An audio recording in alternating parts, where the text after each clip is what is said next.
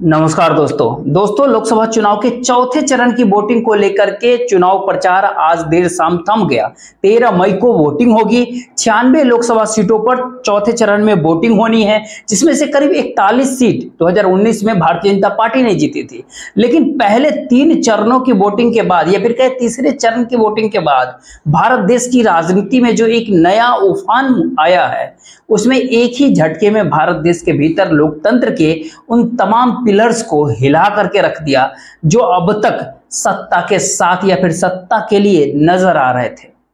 ऐसे में राजनीतिक तौर पर इस भारत देश के भीतर विपक्ष लगातार यही बात का तो आरोप लगा रहा था कि चाहे ब्यूरोक्रेसी हो, चाहे जुडिशरी हो, चाहे मीडिया हाउसेस हो, हर किसी की भूमिका इस दौर में सत्ता के लिए है और सत्ता नरेंद्र मोदी सरकार के जरिए बरकरार रहे, इसी के लिए वह कामकाज कर रही है। लेकिन ध्यान देने वाली बात है कि तीसरे चरण की वोटिंग के बाद एक ही झटके में राहुल गांधी के तेवर, कांग्रेस के तेवर, इंडिया अलायंस के तेवर इतने बदल गए कि खुले तौर पर इस बात का ऐलान होने लगा कि नरेंद्र मोदी सरकार अब 4 जून को लौट नहीं पाएगी। और इसी तीसरे चरण के वोटिंग के बाद देश में पहली बार भारतीय जनता पार्टी जब सामने आई तो वह कहने लगी कि पूरे दक्षिण भारत को वह जीतने की स्थिति में है। यानी जब तक दक्षिण के भीतर चुनाव हो रहे थे तब तक उसने चुप्पी साधी, और अब दक्षिण भारत के 2 राज्य आंध्र प्रदेश और तेलंगाना, जहां पर आज शाम चुनाव प्रचार थम गया, और इसके बाद पूरे दक्षिण भारत के 5 राज्यों के चुनाव 13 मई को निपट जाएंगे और उसके बाद असल लड़ाई हिंदी क्षेत्रों में शुरू होगी। यानी ये कहे कि तीसरे चरण की वोटिंग के बाद इस भारत देश के भीतर जो परसेप्शन विपक्ष के राजनेता बना रहे थे, इंडिया गठबंधन बना रहे थे, राहुल गांधी बना रहे थे, उसके ठीक बराबर एक बहुत लंबी रेखा आज भारत देश के गृह मंत्री, भारतीय जनता पार्टी के नेता अमित शाह ने एक लकीर खींचने की कोशिश की। अपने तौर पर प्रधानमंत्री नरेंद्र मोदी ने आज 3 रैलियों के भीतर 400 पार की नारा दोबारा लगाने की कोशिश की। यानी परसेप्शन इस भारत देश में क्या यह बन चुका है कि 4 जून 2024 को नरेंद्र मोदी की सत्ता जा रही है, और उस परसेप्शन को लेकर के इस भारत देश के नौकरशाही, ब्यूरोक्रेट्स, इस देश की मीडिया हाउसेस, इस देश के जुडिशरी में बदल गई है, और शायद इसी का असर फैसलों पर पड़ने लगा है क्या? ये सारे सवाल इसलिए भी इस दौर में महत्वपूर्ण है क्योंकि आज शुरुआत अलग अलग हिस्सों के भीतर करने की जरूरत है। क्योंकि अरविंद केजरीवाल की रिहाई को लेकर के सुप्रीम कोर्ट के भीतर जो अर्जी डाली गई, वो अर्जी इस बात को लेकर के थी कि ईडी ने गिरफ्तारी जो की है उसमें पूरे तरीके से गलत है। सुप्रीम कोर्ट ने इसको नहीं माना। उसके बाद उस अर्जी के भीतर कुछ संशोधन किया गया और उसमें लिखा गया कि अंतरिम जमानत चाहते हैं एक राज्य के मुख्यमंत्री हो। अब सुप्रीम कोर्ट ने इससे भी इनकार कर दिया कि किसी राज्य के मुख्यमंत्री होने भर से रिहाई नहीं हो सकती है। तब ये सवाल उठा कि आखिरकार लोकतंत्र और चुनाव उसमें जोड़ दिया जाए, और फिर सुप्रीम कोर्ट ने बहस के बीच में ही इस मुद्दे को बहुत बड़ा कर दिया कि अगर किसी भारत देश में लोकतंत्र के मातहत अगर चुनाव हो रहे हैं और चुनाव के ठीक बीच में अगर कोई मुख्यमंत्री जेल के भीतर है तो फिर जनता उससे रूबरू आमने सामने कैसे होगी? फिर उसके बाद सुप्रीम कोर्ट के भीतर ये सवाल बड़ा होने लगा कि आखिरकार दिल्ली के मुख्यमंत्री चुनाव प्रचार के लिए बाहर क्यों नहीं जाएंगे,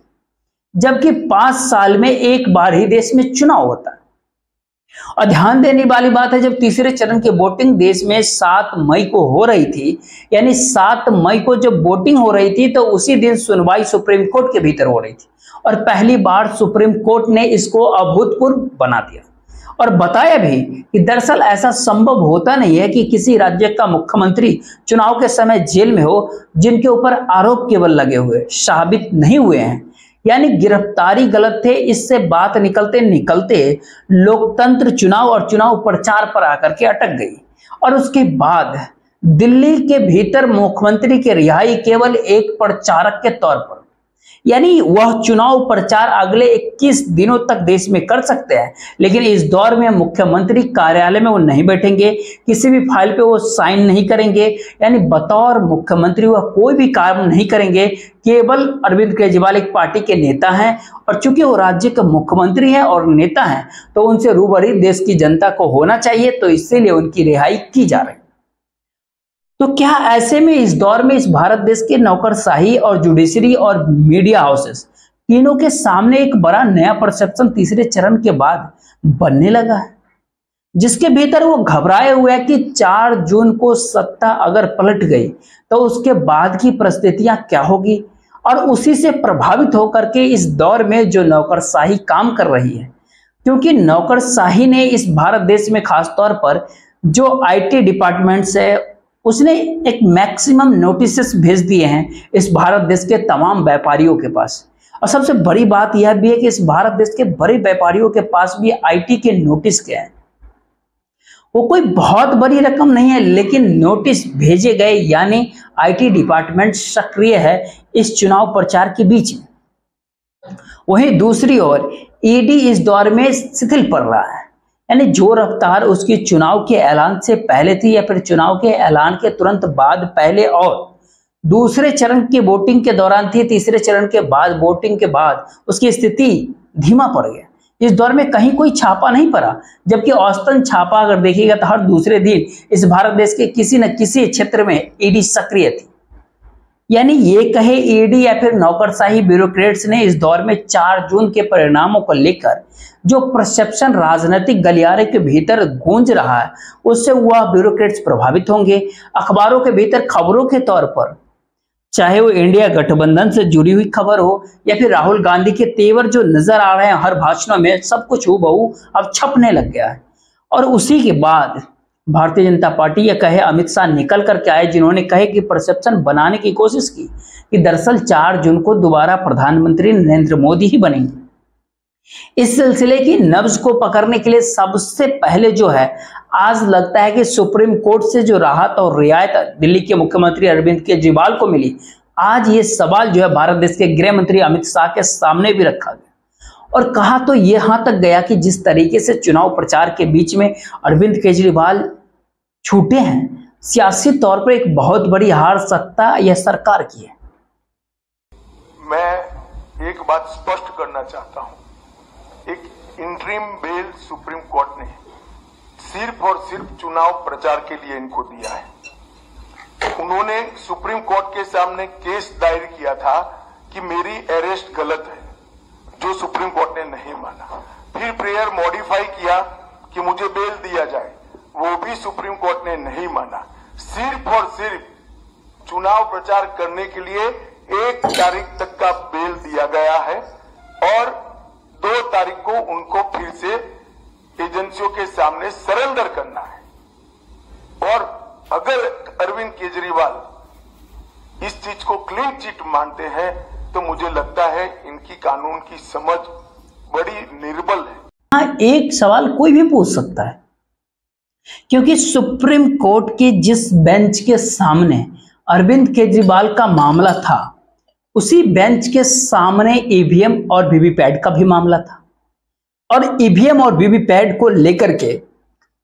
सुप्रीम कोर्ट और इलेक्शन कमीशन का दरवाजा कई मौकों पर कई तरीके से विपक्ष के नेताओं ने खटखटाया भी। एक लंबी बहस चली।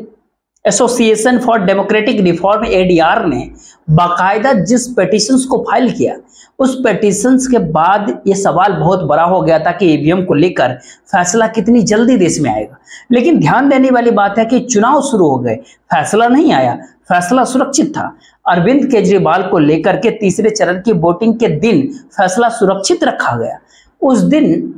गुजरात के भीतर भी वोटिंग हो रही थी और माना इस बात को जा रहा था या फिर कहा भी जा रहा था कि किसी भी हालत में गुजरात चुनाव प्रचार के समय या फिर वोटिंग के दिन भी अरविंद केजरीवाल बाहर नहीं निकलने चाहिए, क्योंकि गुजरात की राजनीति में आम आदमी पार्टी धीरे धीरे करके एक राजनीतिक विकल्प के तौर पर ना सही लेकिन वैचारिक तौर पर जिन सारे सवालों को दिल्ली के मुख्यमंत्री अरविंद केजरीवाल उठा रही है या आम आदमी पार्टी गुजरात के भीतर विरोध भारतीय जनता पार्टी का कर रही है, उससे वहां की राजनीति पर असर पड़ेगा और ये असर विधानसभा चुनाव में दिखाई देगा। लेकिन एक तीसरा यहाँ पे सवाल एक जन्म लेता है, लगातार इसके साथ उठ रहा था कि अंतर्राष्ट्रीय स्तर पर भारत देश के चुनाव के मद्देनजर बहुत भद्र हो रही थी, जिस हिसाब से अरविंद केजरीवाल को जेल में रखा गया, हेमंत सोरेन को जेल में रखा गया और अंतर्राष्ट्रीय अखबारों में चाहे वॉशिंगटन टाइम्स हो, न्यूयॉर्क टाइम्स हो या टेलीग्राफ क्यों ना हो, टाइम्स ऑफ इंडिया, तमाम सारे भारत के चुनाव को लेकर के चाहे टाइम मैगजीन और इकोनॉमिक्स में संपादकीय हर जगह अगर उनको देखेंगे तो एक सवाल उठता था कि भारत देश में चुनाव को लेकर एक अंतर्राष्ट्रीय दबाव था, तो क्या उस अंतर्राष्ट्रीय दबाव की वजह से दिल्ली के मुख्यमंत्री अरविंद केजरीवाल छूट गए? यह एक ऐसा परसेप्शन देश में बनने लगा था कि सच में जिस हिसाब से राहुल गांधी इस बात का खुले तौर पर जिक्र करने से चूक नहीं रहे थे कि अगर सत्ता बनती है तो उसके बाद किसी को भी बख्शा नहीं जाएगा, और इस भारत देश के भीतर लोकतंत्र और संविधान पर कितना बड़ा खतरा है इसका सवाल वो लगातार राहुल गांधी उठा रहे थे। तो क्या यह एक बड़ी वजह है जिससे सत्ते में इस भारत देश के नौकरशाही और जुडिशरी के भीतर भी सवाल उठने लगे कि 4 जून 2024 के बाद देश में क्या होगा? और यहाँ पे एक बात और समझना पड़ेगा कि वर्तमान समय में चीफ जस्टिस चंद्रचूड़ साहब है जो कि नवंबर के महीने रिटायर हो जाएंगे, और नवंबर के बाद 6 महीने के लिए जो नए चीफ जस्टिस बनेंगे वो जस्टिस संजीव खन्ना होंगे, जो चीफ जस्टिस 6 महीने के लिए बनेंगे, यानी मई 2025 तक वही रहेंगे चीफ जस्टिस, और फरवरी 2025 के भीतर दिल्ली के चुनाव होने हैं।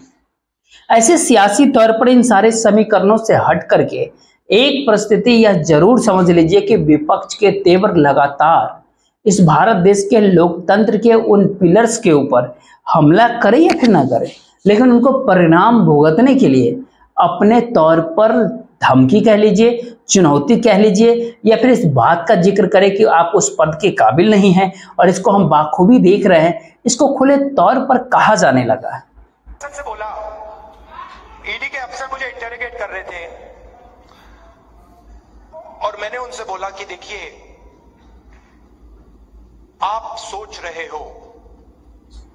कि आपने मुझे यहां बुलाया है, मगर आप गलतफहमी में हो। आपने मुझे यहां नहीं बुलाया, मैं यहां आया हूं।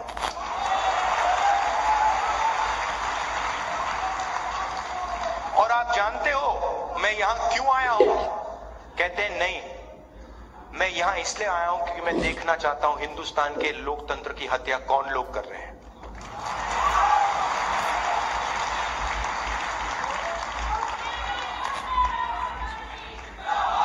मतलब आप क्या समझे हो? इस दौर में आप ध्यान दीजिए, राहुल गांधी लगातार 90 ब्यूरोक्रेट्स का जिक्र अपने भाषणों के भीतर कर रहे हैं। हालांकि उनका जिक्र हुआ जो SC ST OBC हैं, उनके जुड़े हुए IAS अधिकारी 90 IAS अधिकारी में केवल 3 हैं, इसका जिक्र तो वो करते हैं, लेकिन एक हिसाब से वो लगातार धमका भी रहे हैं कि जो इस दौर में गोदी सत्ता के इशारे पर नाच रहे हैं वो सारे ब्यूरोक्रेट संभाल जाए। इसकी चुनौती वो इलेक्टोरल बोर्ड को लेकर दिया, ED के अधिकारी और CBI के अधिकारों को लेकर के दिया, और उन अधिकारियों के मार्फत उन्होंने इसी दौर में जो देश के ब्यूरोक्रेट सक्रिय हैं उनको भी धमकाया जरूर। और CBI को लेकर के बाकायदा देश के 10 राज्यों ने CBI की एंट्री अपने अपने राज्यों के भीतर बंद कर रखी थी। इसकी शुरुआत अगर ममता बनर्जी ने किया था तो उसके बाद कांग्रेस शासित राज्यों ने खुले तौर पर CBI का विरोध किया, लेकिन बात जब ED पर आ गई तो ED के खिलाफ पहली बार राष्ट्रपति के पास ज्ञापन लेकर के और सुप्रीम कोर्ट का दरवाजा खटखटाने की स्थिति में कांग्रेस से जुड़े सांसद ही निकल करके आए थे, और एक के बाद एक धीरे धीरे काफिला बनते रहा। तो क्या एक परसेप्शन जो तीसरे चरण की वोटिंग के बाद इस भारत देश के भीतर बना, क्या बड़ी चुनौती भारतीय जनता पार्टी के सामने या नरेंद्र मोदी सरकार के सामने है कि अगले करीब 4 चरणों को लेकर के कम से कम एक ऐसा परसेप्शन तो देश में बनाया जाए कि हर हाल में भारतीय जनता पार्टी जीत रही है। और इस परसेप्शन की शुरुआत आज जिस तरीके से प्रेस कॉन्फ्रेंस करके गृह मंत्री अमित शाह ने किया, और उन्होंने भारतीय जनता पार्टी के बड़ा प्रचारक होते हुए या फिर कहे स्टार प्रचारक के तौर पर या फिर ये कहे भारतीय जनता पार्टी के चाणक्य के तौर पर जिन डाटा को रखा वो अपने आप में चौंकाने वाला था। वो चौंकाने वाला इसलिए भी है क्योंकि उन्होंने पूरे दक्षिण भारत के भीतर यानी दक्षिण भारत के 5 राज्यों के भीतर भारतीय जनता पार्टी सबसे बड़ी पार्टी के तौर पर उभर करके आ रही है। अगर ये संकेत अगर भारतीय जनता पार्टी दे दे, जहां पर विपक्ष के नेता और राहुल गांधी या फिर इंडिया गठबंधन के जरिए लगातार यह बातें हो रही है देश में, और जो साइकोलॉजिस्ट है उनका भी कहना है कि कर्नाटक में भी स्थिति भारतीय जनता पार्टी की बिगड़ेगी, यानी जो पिछली बार 2019 के लोकसभा चुनाव में जो जीत मिली थी इस बार उससे कम हो जाएगी। तब जाके सवाल उठता है कि दक्षिण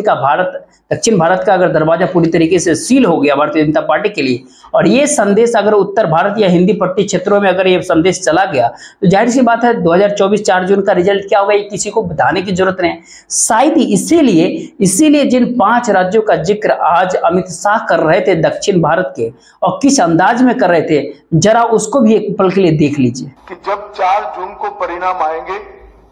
तो दक्षिण भारत में कर्नाटक, आंध्र, तेलंगाना, तमिलनाडु और केरल, उसमें सबसे बड़ा दल भारतीय जनता पार्टी बनकर उभरेगा। इसका मतलब है कर्नाटक, आंध्र प्रदेश, तेलंगाना, तमिलनाडु और केरल में सबसे ज्यादा किसी एक दल को सीट मिलेगा तो वो दल होगा भारतीय जनता पार्टी। तेलंगाना में हम लगभग 10 सीटों से ज्यादा सीट जीत कर आएंगे। 13 सीटों पर हमारी स्थिति बहुत अच्छी है, मगर 10 से ज्यादा सीटें तेलंगाना में ऐसे में देश के चाणक्य ये बात तो बोल तो गए, लेकिन दक्षिण भारत के भीतर भारतीय जनता पार्टी की जो स्थिति है, अगर 2019 लोकसभा चुनाव से अगर तुलना करते हुए वर्तमान 2024 को भी अगर समझे, तो एक बहुत बड़ा सवाल है कि पूरे देश भर के भीतर में भारतीय जनता पार्टी को लेकर विपक्ष के तेवर इतने कड़े हैं और लगातार इस बात का खुले तौर पर हर कोई जिक्र इस दौर में करने लगा है कि कर्नाटक, महाराष्ट्र, राजस्थान, बिहार, झारखंड, तमाम ऐसे जगहों पर स्थितियां नाजुक हो चली है। तो ऐसे में दक्षिण भारत में वो कौन सा दरवाजा बचा है भारतीय जनता पार्टी के लिए जहां पर उसकी उड़ान आसमान को छूने लगी? क्योंकि इस दौर में ध्यान दीजिएगा कि केरल, तमिलनाडु, आंध्र प्रदेश 2019 के लोकसभा चुनाव में इन तीनों राज्यों में से एक भी सीट भारतीय जनता पार्टी जीत नहीं पाई थी। केवल कर्नाटक में उसने कमाल कर दिया कि 28 में से 25 लोकसभा की सीटें जीत गई थी और तेलंगाना की 17 में से 4 सीटें वह जीत गई थी। तब बीआरएस की सरकार थी जो उस समय टीआरएस में,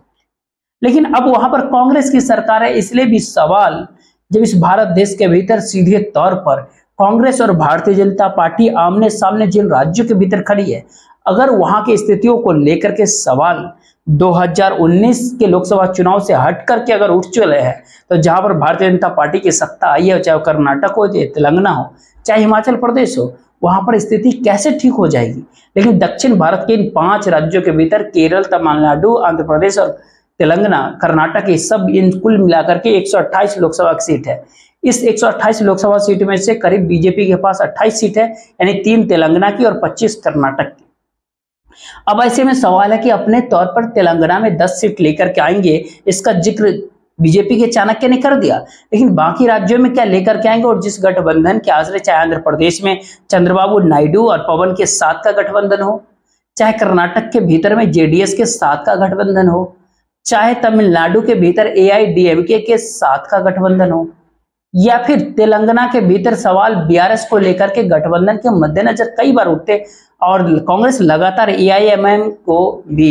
भारतीय जनता पार्टी से जोड़ रही है। शायद इसीलिए वह सवाल है जो राजनीतिक तौर पर एक परसेप्शन को बनाने की दिशा में इसलिए आगे बढ़ चुका है क्योंकि इस भारत देश की राजनीति को संभाले हुए भारतीय जनता पार्टी की सत्ता या नरेंद्र मोदी सरकार के पक्ष में लगातार इस देश के नौकरशाही, इस भारत देश के मीडिया, इस भारत देश के जुडिशरी के फैसलों को लेकर के सवाल विपक्ष लगातार सवाल करता रहा और उस पूरे परसेप्शन की उम्र अब 1 महीने से कम की बची। तो इस दौर में क्या इसीलिए उफान लाया जा रहा है? अगला सवाल तो तब जाके उठता है जब करीब 75 साल की उम्र अगर प्रधानमंत्री नरेंद्र मोदी की होगी तो वह देश की सत्ता छोड़ देंगे। दूसरा सवाल उठा कि धुरंधर नेता जो भारतीय जनता पार्टी के होते थे, अगर उनको साइडलाइन कर दिया गया है और इस कड़ी में अगला नंबर योगी आदित्यनाथ का भी शामिल होगा, तो क्या सच में इस देश में अगले प्रधानमंत्री के तौर पर अमित शाह होंगे? इस सारे सवाल का जवाब अमित शाह ने दिया जरूर, लेकिन इस सारे सवाल को जिस अंदाज में अरविंद केजरीवाल ने, दिल्ली के मुख्यमंत्री ने आज उठाया, उसने 3 काफी मुश्किल सवालों को उठा दिया। पहला सवाल एक ये था कि क्या सच में दिल्ली के मुख्यमंत्री अरविंद केजरीवाल अभी भी ये मान रहे हैं, हालांकि उन्होंने कहा ऐसा होगा नहीं कि सत्ता में वो दोबारा आ जाए, लेकिन इसके बावजूद भी उन्होंने जो रेखाएं खींच दी उसमें भारतीय जनता पार्टी की चुनाव जीत रहे। प्रधानमंत्री कौन बनेगा, इसको लेकर के भारतीय जनता पार्टी से सवाल पूछा। और इन सारे परिस्थितियों के भीतर जो पूरी यात्रा शुरू हुई सियासी तौर पर जेल से निकलने के बाद, उसकी शुरुआत जो है हनुमान मंदिर से शुरुआत होती है। यानी जिस आम आदमी पार्टी ने जन लोकपाल की लड़ाई से इस भारत देश के करप्शन को लेकर सवालों को शुरू किया था और सियासी तौर पर जिन्हें निशाने पे लिया था, और उस राजनीति को साधने और आगे बढ़ाने के लिए जो राजनीति उस समय चल रही थी, क्या वह एक नई भूमिका, एक नई परिभाषा के साथ वर्तमान समय में फिर से मौजूद हो गई है, जो एक नई परसेप्शन को बनाना चाहता। और इस दौर में राहुल गांधी जिस तेवर और तलखी के साथ 4 जून 2024 के बाद की परिस्थितियों को भी उठा रहे हैं और इस भारत देश के जुड़े मुद्दे को भी उठा रहे हैं, भारतीय जनता पार्टी सरकार या नरेंद्र मोदी सत्ता पर निशाना खुले तौर पे साध रहे हैं, चाहे वो इलेक्ट्रल बॉन्ड का मामला हो, चाहे अडानी अंबानी का नाम हो, चाहे खुले तौर पर इतने तीखे स्वर राहुल गांधी के इतने तीखे तेवर है, तो क्या ऐसे में दिल्ली के मुख्यमंत्री अरविंद केजरीवाल के रिहाई के बाद एक ही झटके में पूरे मीडिया, पूरे ब्यूरोक्रेट्स, पूरे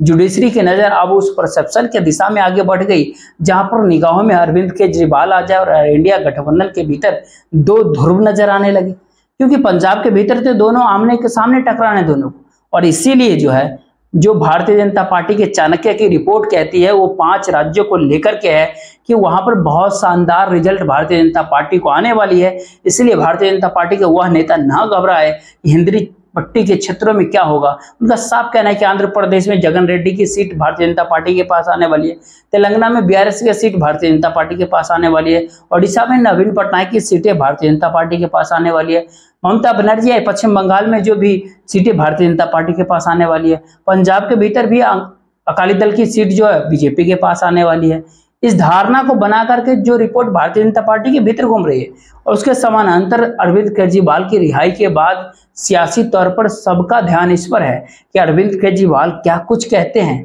वो कैसे निशाना साधेंगे अंबानी अडानीज को लेकर, प्रधानमंत्री मोदी को कटघरे में कैसे खड़ा करेंगे। लेकिन ध्यान दीजिएगा कि एक ही झटके में उन्होंने सवाल बहुत नए अंदाज में उठा दिया है, और उस सवाल का सीधा उन्होंने अमित शाह के हाथ में थमाया, यह कहते हुए कि अगले देश के प्रधानमंत्री अमित शाह होंगे। मोदी जी अगले साल 17 सितंबर को 75 साल के हो रहे हैं। बीजेपी के अंदर मोदी जी ने 2014 में मोदी जी ने खुद ने रूल बनाया था कि बीजेपी के अंदर जो भी 75 साल का होगा उसको रिटायर कर दिया जाएगा। सबसे पहले आडवाणी जी को रिटायर किया गया, उसके बाद मुरली मनोहर जोशी जी को रिटायर किया गया, फिर सुमित्रा महाजन को रिटायर किया गया, फिर यशवंत सिन्हा को रिटायर किया गया। अगर इनकी सरकार बनी तो पहले अगले 2 महीने में योगी जी को निपटाएंगे ये, और उसके बाद मोदी जी के सबसे खास अमित शाह को ये प्रधानमंत्री बनाएंगे। तो मैं लोगों को, देश के लोगों को आगाह करना चाहता हूं, मोदी जी अपने लिए वोट नहीं मांग रहे। मोदी जी मैं पूछना चाहता हूं मोदी जी से और अमित शाह जी से, ये मोदी की गारंटी पूरी कौन करेगा? क्या अमित शाह मोदी की गारंटी पूरी करेंगे? मैं अरविंद केजरीवाल एंड कंपनी और पूरे इंडिया अलायंस को कहना चाहता हूं, मोदी जी 75 साल के हो जाए, इससे आपको आनंदित होने की जरूरत नहीं है। ये भारतीय जनता पार्टी के संविधान में कहीं नहीं लिखा है। मोदी जी ही ये टर्म पूरी करेंगे और मोदी जी ही आगे देश का नेतृत्व करते रहेंगे। इसमें भारतीय जनता पार्टी में कोई कंफ्यूजन नहीं है। ये कंफ्यूजन जाहिर सी बात है, केजरीवाल ने सवाल उठाया और जवाब देने में कोई देरी अमित शाह ने नहीं किया। लेकिन मौजूदा समय का सच क्या होता है? मौजूदा समय में तो भारत देश के प्रधानमंत्री नरेंद्र मोदी से ताकतवर कोई भी नहीं है, और सियासी तौर पर किन सारे बातों को कैसे कहना है, और भारत देश के सबसे 2 बड़े कॉरपोरेट्स जिनकी पहचान अंतर्राष्ट्रीय स्तर पर है और दुनिया के रईसों में उनकी शुमारी भी होती है, अंबानी और गौतम अडानी, लेकिन जिस तर्ज पर, जिस अंदाज में प्रधानमंत्री नरेंद्र मोदी ने अपने भाषण के भीतर अंबानी और अडानी का जिक्र किया, उन्होंने एक ही झटके में यह कह दिया कि इस भारत देश के भीतर में संस्था चलाने की हर परिस्थितियां जो है उनकी मुट्ठी में है। और इन सारे बातों को तानाशाही के अंदाज में विपक्ष उठा रहा है, इससे कोई इनकार कर नहीं सकता। लेकिन अगर भारत देश के दो ताकतवर कॉरपोरेट्स जिनकी पहचान अंतर्राष्ट्रीय स्तर पर है, उनका कोई भी महत्व भारत देश के प्रधानमंत्री के सामने बिल्कुल भी नहीं है, और सार्वजनिक तौर पर रैलियों के भीतर अगर देश के प्रधानमंत्री इसका जिक्र करते हैं और जिस अंदाज में वह टेम्पो से जोड़ करके और ब्लैक मनी से जोड़ करके उन्होंने जो अपनी बातों को रखा, उसने एक संदेश उसके जरिए उन तमाम ब्यूरोक्रेट्स को भी दिया क्या? इस भारत देश के ब्यूरोक्रेसी और वो संदेश देना चाहते हैं क्या? या इस भारत देश की जुडिशरी के सामने भी वह संदेश गया क्या? इस भारत देश के मीडिया हाउसेस के भीतर भी यह संदेश पहुंचा क्या, या फिर यह दाव उल्टा पड़ गया? इन दोनों परिस्थितियों के भीतर दिल्ली के मुख्यमंत्री अरविंद केजरीवाल की रिहाई के बाद भारत देश की राजनीति में इंडिया गठबंधन यानी इंडिया अलायंस, उसके भीतर राहुल गांधी का चुनाव प्रचार देख लीजिए। और इस भारत देश के भीतर में जो वोटरों का जो मन है, अगर वो नरेंद्र मोदी के अल्टरनेटिव के तौर पर राहुल गांधी को देख रहा, तो ऐसे में उसकी लॉयल्टी से ज्यादा उसके परसेप्शन ये कि शायद ये परिस्थिति को बदल सकते हैं। तो जो नरेंद्र मोदी की धारा या नरेंद्र मोदी के गवर्नेंस को सही नहीं मानते हैं, वो एक ही झटके में राहुल गांधी के विचारधारा के साथ आकर के खड़े हो गए। लेकिन ऐसा कोई नहीं कह सकता इस दौर में कि वो लॉयल है, वो अल्टरनेटिव देख रहे हैं, और अल्टरनेटिव कोई भी बनेगा तो उसके पीछे वह खड़े हो जाए, चाहे वो ममता बनर्जी बन जाए, वो दिल्ली के मुख्यमंत्री अरविंद केजरीवाल बन जाए, वो XYZ कोई भी बने। लेकिन ऐसे में इंडिया गठबंधन के भीतर दो पोल अगर निकल करके आते हैं, तो सवाल ये नहीं है कि कौन किधर जाके शिफ्ट होगा, सवाल ये होगा कि सियासी तौर पर वोट बटेंगे। और इस दौर में ध्यान देने वाली बात है कि भारतीय जनता पार्टी की समूची राजनीति इस दौर में अपने आप को मजबूत करने से कहीं ज्यादा जो है विपक्ष को तोड़ने को लेकर के रही है। वह चाहे महाराष्ट्र को देख लीजिए, चाहे अलग अलग प्रांतों में, चाहे हिमाचल तक को आप देख लीजिए, हर जगह उसने विपक्ष को कमजोर किया। एक एक नेताओं को ही नहीं बल्कि प्रवक्ताओं तक को साथ ला करके खड़ा करना चाहा, जिससे संदेश यही जाए कि विपक्ष कमजोर है। यह इस दौर में हर कोई भारतीय जनता पार्टी के साथ जुड़ना चाहता है। तो ऐसे में राजनीति की इस मोटी रेखाओं को जो नरेंद्र मोदी ने अपने गवर्नेंस के आसरे इस भारत देश के बीचों बीच खींच दी है, क्या उसी लकीर के ऊपर इस भारत देश के भीतर फैसले हो रहे हैं? और एक और परसेप्शन का असर है और दूसरी ओर गवर्नेंस और उसकी ताकत का असर होता है। इन दोनों परिस्थितियों के भीतर खामोशी से समझिए और देखिए जरूर, और देखते समझते बूझते हुए आने वाले एक सप्ताह के भीतर चुनाव प्रचार के तौर तरीकों के भीतर मीडिया के सामने लाइमलाइट में कौन रहता है, इसको भी जरा देख लीजिएगा। और क्या इस भारत देश के मुद्दे कहीं और शिफ्ट तो नहीं हो जाएंगे, या फिर शिफ्ट हो तो नहीं रहे हैं? बाकी इसके ऊपर भी आप नजर रखिएगा, हम भी देखते रहेंगे। जय हिंद, जय भारत।